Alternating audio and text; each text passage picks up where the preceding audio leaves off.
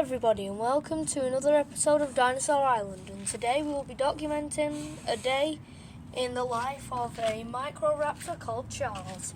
Let's get into it. In the jungle, it's a beautiful sunny day and Charles is in the trees, well, more of the vines. He drops down into the lush jungle. He is feasting on something, and it's a very small type of termite.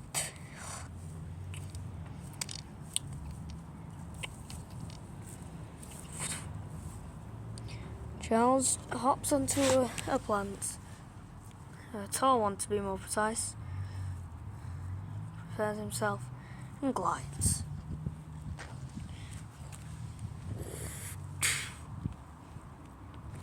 He hops down onto the sand,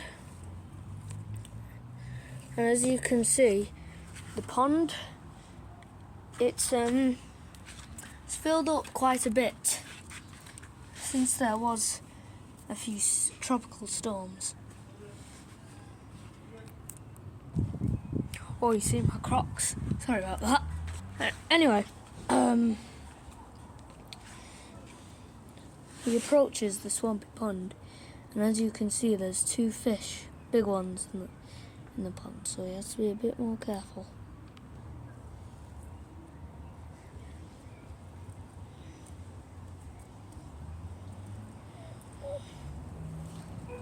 He waddles away over to the side, but he has to quickly escape because Rex, he is the male T-Rex, and he's only a juvenile, but still deadly.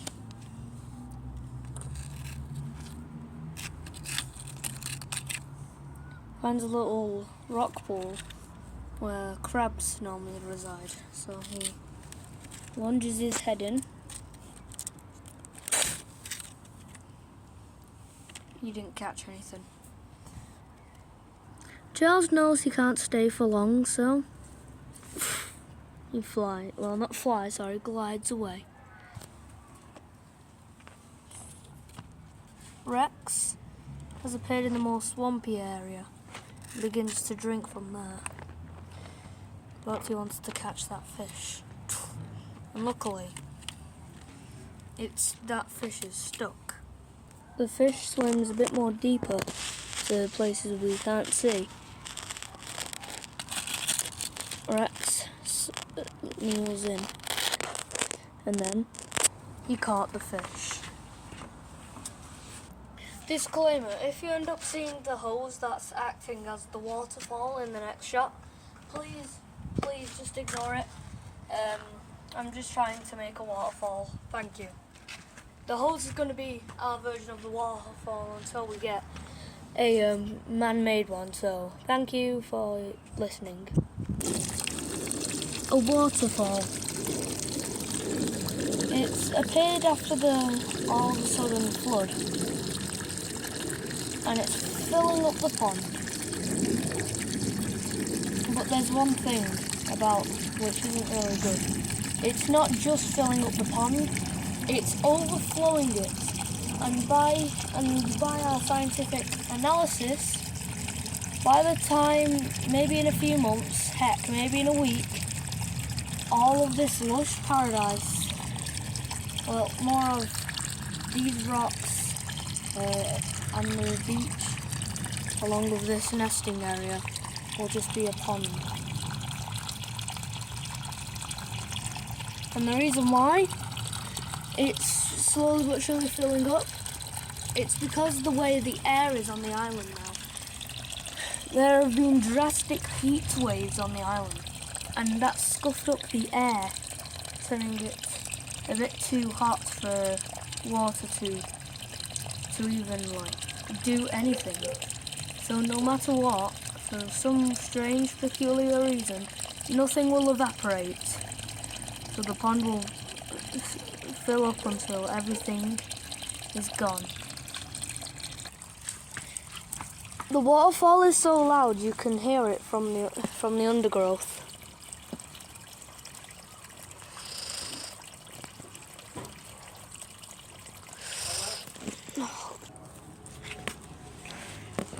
He's travelled a bit more further after I had to have a meeting with my staff. That's why I was called. He's travelled so far that he cannot hear the pond anymore.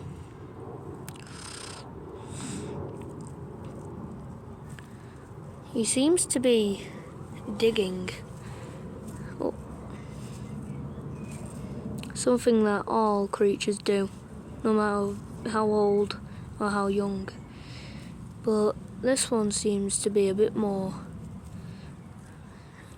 of mating. Do you think he may end up finding a mate?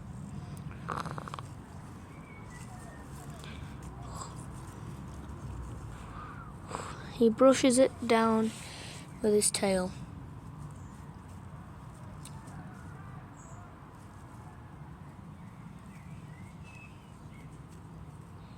It's strange to think that these creatures, nearly all of them went extinct millions of years ago, but there's only a small population of them living on one tiny island. And the sad thing is, the circle of life may end up taking its place, for climate change is making the dinosaurs have to adapt quicker, which sometimes can cause mutations in their blood and kill them. And other times, it's just water shortages and droughts. In the undergrowth, one of our staff have been killed. But it almost seems like something used its hands or feet to kill it. It almost seems like its neck was snapped. And the answer to that is a deadly creature. A new deadly creature. The prehistoric short-faced bear. This one isn't the same one that killed one of our staff members.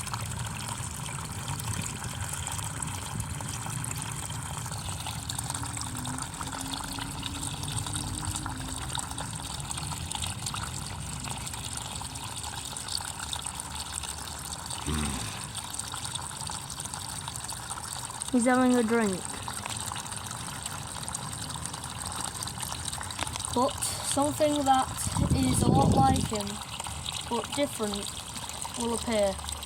Xenosmilus, a tiger-like creature from the caveman era. He's also appeared.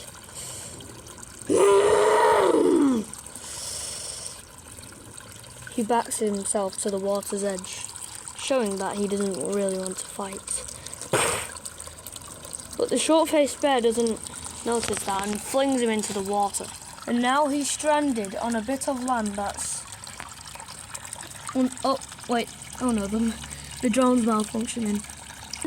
He's stranded on a piece of land that's almost unescapable to escape from. And it's slowly but surely drifting into the pond. And as we can see, this waterfall isn't doing good. Or bad.